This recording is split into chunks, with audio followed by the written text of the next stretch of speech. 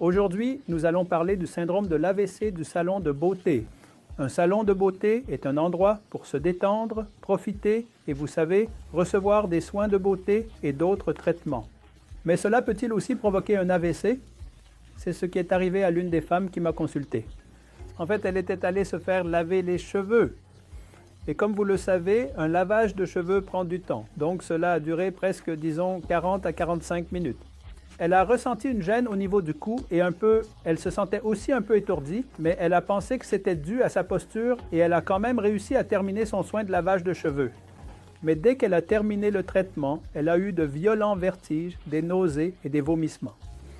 Elle a donc attribué cela à une sorte de trouble digestif, puis elle a consulté un gastro-entérologue qui lui a prescrit des médicaments contre l'acidité et des antivomitifs, puis l'a renvoyée chez elle. Mais le problème n'a pas disparu. Le lendemain, elle avait même des difficultés à marcher. Elle marchait de façon chancelante. Et c'est alors qu'elle a pensé qu'il pouvait y avoir un problème au niveau du cerveau. Et c'est à ce moment-là qu'elle m'a consulté. Lorsque je l'ai examinée, elle présentait des signes évidents. Vous savez, elle penchait d'un côté. Elle avait tendance à perdre l'équilibre d'un côté, ce qui suggérait quelque chose qu'on appelle une pathologie ou une maladie du cervelet. J'ai donc immédiatement demandé une IRM cérébrale et alors nos pires craintes se sont confirmées. Elle avait fait un AVC avec la formation d'un caillot sanguin dans le cervelet, c'est-à-dire à l'arrière du cerveau. Maintenant, peut-on dire que c'était à cause du traitement en salon de beauté ou du shampoing? Oui, parce que ce n'est pas le premier cas que nous avons vu. Si vous regardez la littérature, des cas similaires ont été rapportés dans le passé dans d'autres pays et nous-mêmes avons également observé des cas similaires auparavant. La bonne nouvelle, c'est que ce n'est pas très fréquent, c'est rare.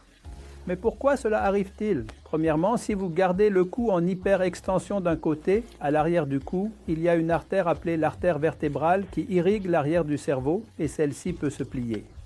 Et cela a plus de chances de se produire chez les femmes plus âgées, disons de plus de 50 ans. Cette femme avait environ 55 ans.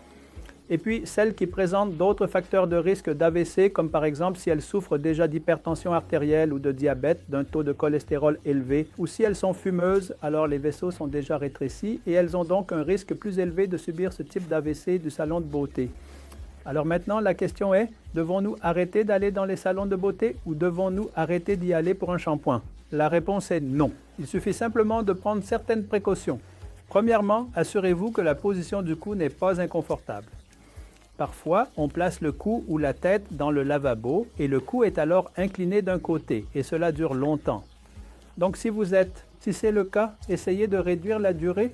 Deuxièmement, vous pouvez placer une serviette ou quelque chose pour que le cou soit confortable et bien calé à cet endroit. Et le plus important, c'est que si vous développez le moindre symptôme, il faut immédiatement arrêter la procédure. Demandez à la personne qui vous aide d'arrêter puis détendez-vous. De plus, le risque est beaucoup plus faible chez les personnes plus jeunes ou celles qui n'ont pas de facteurs de risque. Donc, les personnes plus âgées ou celles qui présentent des facteurs de risque doivent être particulièrement vigilantes. Et le plus important, c'est qu'en cas de symptômes, malheureusement, il faut consulter un neurologue, car un diagnostic immédiat et un traitement rapide peuvent vraiment améliorer la situation. C'est exactement ce qui est arrivé à cette femme qui est venue me consulter. Lorsque j'ai commencé le traitement médicamenteux et la physiothérapie, elle a très bien récupéré et en quelques semaines, elle était redevenue normale.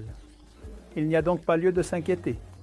Soyez prudents, prenez des mesures préventives et profitez aussi de vos visites au salon de beauté.